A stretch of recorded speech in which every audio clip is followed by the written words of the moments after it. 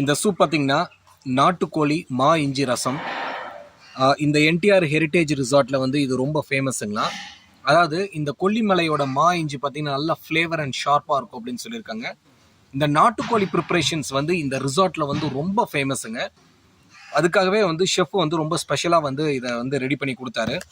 காலையில் வரும்போது கொஞ்சம் எனக்கு வந்து கோல்டு இருந்தது, அதுக்காகவே இதை வந்து ஸ்பெஷலாக பண்ணித்தரேன்னு சொன்னார். இதை டேஸ்ட் பார்த்து எப்படி இருக்குன்னு சொல்லலாம். அந்த ஃபஸ்ட்டு டேஸ்ட் பண்ணோம் இல்லைங்களா, அதில் பார்த்தீங்கன்னா அந்த ஃபைனாக சாப் பண்ண அந்த மா இஞ்சி பீஸ் வந்து அப்படியே பல்லில் வந்து படுது. அது அப்படியே கடிக்கும் போதே அந்த ஃப்ளேவர் நல்லாவே இருக்குது. அந்த நாட்டுக்கோழியோட டேஸ்ட் வந்து நல்லா இன்ஃப்யூஸ் பண்ணியிருக்காங்க. நல்லா பார்த்தீங்கன்னா அந்த பசியை தூண்டக்கூடிய எல்லா குவாலிட்டியுமே இதில் இருக்குது. அன்கம்பேரபிளுங்க, சூப்பர்.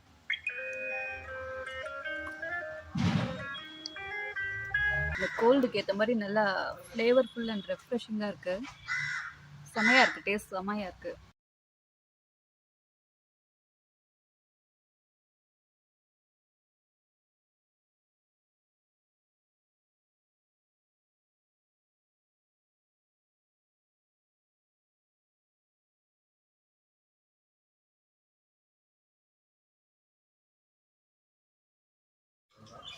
இது வந்து பார்த்தீங்கன்னா நம்ம என்டிஆர் ரிசார்ட்டோட ஸ்பெஷல் ஃபிஷ் ஃப்ரை. இதுக்கு பேர் வந்து கொல்லிமலை வல்வில் ஓரி மீன் வறுவல் அப்படின்னு சொல்லி பேர் வச்சுருக்காங்க. ஏன்னு சொன்ன, வல்வில் ஓரிங்கிறவர் தான் இந்த கொல்லிமலையை வந்து முற்காலத்தில் வந்து ஆண்டவர். ப்ளஸ் இந்த இடம் வந்து இவ்வளோ செழிப்பாக ட்ரெடிஷ்னலாக வந்து கல்ச்சராக ரிச்சாக இருக்கிறதுக்கு வந்து காரணமே அவர் தான். அவரோட நினைவாக வந்து இந்த மீன் வறுவலை வந்து வச்சுருக்காங்க. இது எப்படி இருக்குன்னு டேஸ்ட் பார்ப்போம். இதை வந்து பார்த்தீங்கன்னா வாழை இலையில மடித்து வந்து குக் பண்ணியிருக்காங்க. நல்லா வந்து சாஃப்டாக வெந்திருக்கு. முக்கியமாக வந்து பார்த்தீங்கன்னா ஆற்று மீன் தான் யூஸ் பண்ணியிருக்காங்க, போன்லெஸ்லாம் கிடையாது. ஃபஸ்ட்டு திங், பார்க்குறதுக்கு ரொம்ப அழகாக இருக்குது. ஃப்ளேவர் ரெண்டாவது விஷயம், ரொம்ப அழகாக இருக்குது. டேஸ்ட் எப்படி இருக்குன்னு பார்த்துருவோம். டேஸ்ட்டு சூப்பராக இருக்குங்க. இவங்க வந்து மசாலா வந்து நிறைய ஆட் பண்ண மாதிரி தெரியல, ரொம்ப சிம்பிள் மசாலா. அதாவது இஞ்சி, அப்புறம் பார்த்திங்கன்னா மிளகு, வரமிளகாய், மஞ்சத்தூள், உப்பு, எலுமிச்சை இதெல்லாம் போட்டு கலந்த ஒரு மசாலா மாதிரி இருக்குது. பட் நல்ல டேஸ்ட் இருக்குது, நல்லா குக்காக இருக்குது. அந்த ஹார்ட்னஸ் வந்து நல்லா அந்த மிருதுவாக இருக்குது இல்லைங்களா. அந்த கறி ஃபிஷ்னா வந்து ரொம்ப சாஃப்டாக இருக்காது. நல்லா ஃப்ரை பண்ணதுக்கப்புறம் கொஞ்சம் அந்த மெல்றதுக்கான ஒரு ஹார்ட்னஸ் இருக்கணும் இல்லைங்களா. அது எல்லாமே டெக்ஸ்சர் எல்லாமே கரெக்டாக இருக்குது. கண்டிப்பாக ட்ரை பண்ணக்கூடிய ஒரு டிஷ். இந்த ஐட்டம் வந்து பார்த்திங்கன்னா மாசி நாட்டுக்கோழி வறுவல்னு பேர் வச்சுருக்காங்க. அதாவது கொல்லிமலையில் இருக்கிற ஒவ்வொரு பிளேஸையும் ப்ளஸ் பீப்புள்ஸையும் வந்து ஐகானிக்காக வந்து அவங்க கௌரவிக்கிற விதத்தில் வந்து இந்த ப்ரிப்ரேஷன்ஸ் எல்லாமே அவங்க நேம் வச்சுருக்காங்க. நல்லா பார்த்தீங்கன்னா நாட்டுக்கோழி தான் கம்ப்ளீட்டாக யூஸ் பண்ணியிருக்காங்க. இதுவும் டேஸ்ட் எப்படி இருக்குன்னு பார்ப்போம். நாட்டுக்கோழி நல்லா வந்து குக் பண்ணியிருக்காங்க, சான்ஸே இல்லைங்க. அந்த பெப்பர் ஃப்ளேவரும் அந்த நாட்டுக்கோழி இருக்கிற மொத்த டேஸ்ட்டும் அப்படி ஜூஸியாக இருக்குது. ஆக்சுவலாக நாட்டுக்கோழி ரொம்ப ஹார்டாக இருக்குன்னு வாங்க இல்லைங்களா, அது மாதிரிலாம் இல்லை, நல்லாவே குக் பண்ணியிருக்காங்க, சூப்பராக இருக்குது. இந்த ரசம் ரைஸோட இல்லைனா சாப்பிட்டோன்னு வச்சிங்களேன், கர்ட் ரைஸோட சாப்பிட்டோம்னா சான்ஸே இல்லை, சாப்பிட்டுட்டே இருக்கலாம், அந்த அளவுக்கு டேஸ்ட்டாக இருக்குது. இந்த ப்ரிப்ரேஷன் வந்து பேர் பார்த்தீங்கன்னா பச்சை மிளகு மட்டன் வறுவல்.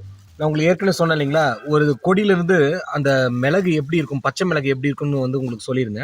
அந்த மிளகை வந்து பறித்து அதை யூஸ் பண்ணி வந்து இந்த மட்டன் வறுவல் பண்ணியிருக்காங்க.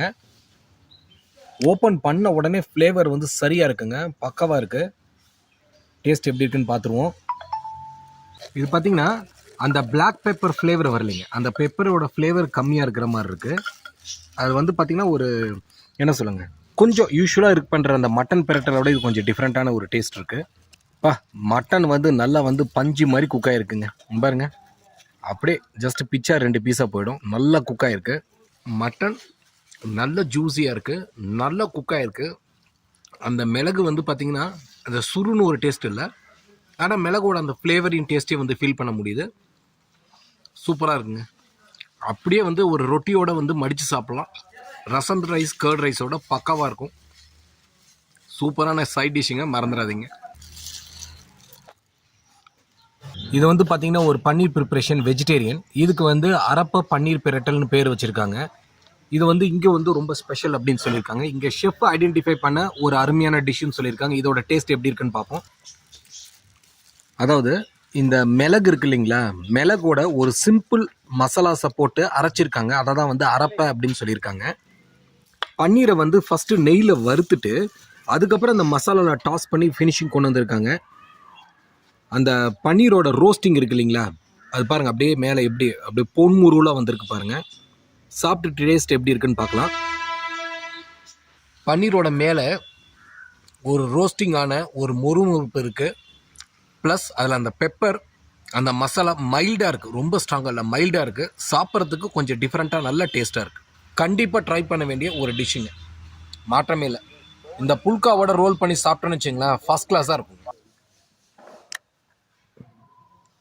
எண்ணெயே போடாத என்ன ஃப்ரெஷ்ஷாக ப்ரிப்பேர் பண்ண சப்பாத்தி நல்லா சாஃப்டாக இருக்குது. இது வந்து கிரேவியோட ட்ரை பண்ண சொல்லியிருக்காங்க. இதில் என்ன கிரேவி வருது என்ன ரைஸ் வருதுன்னு பார்ப்போம்.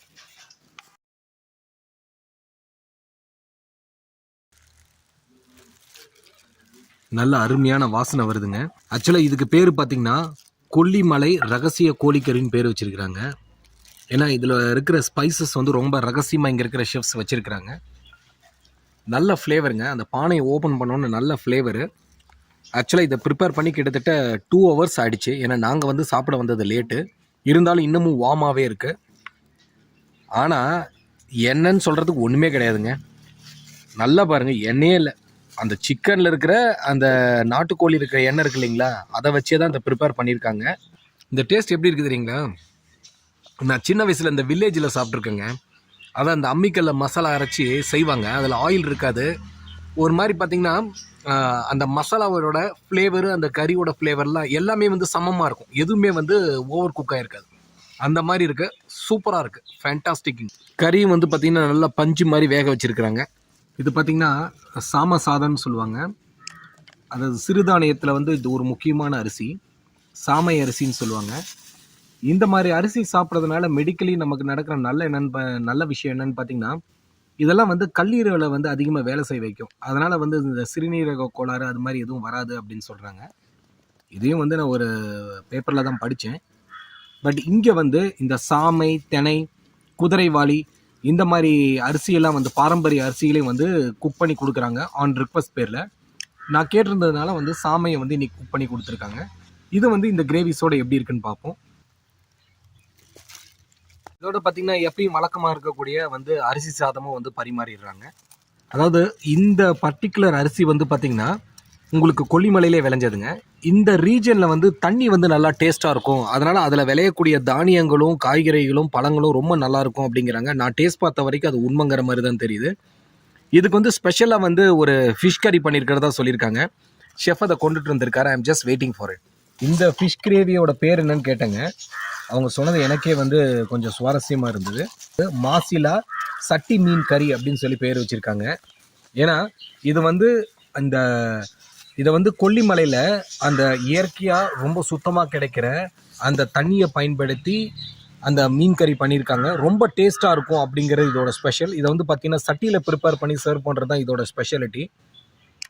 டேஸ்ட் எப்படி இருக்குன்னு பார்த்துருவோம். மீன் வந்து பார்த்திங்கன்னா நல்லா வந்து குக்காயிருக்கு.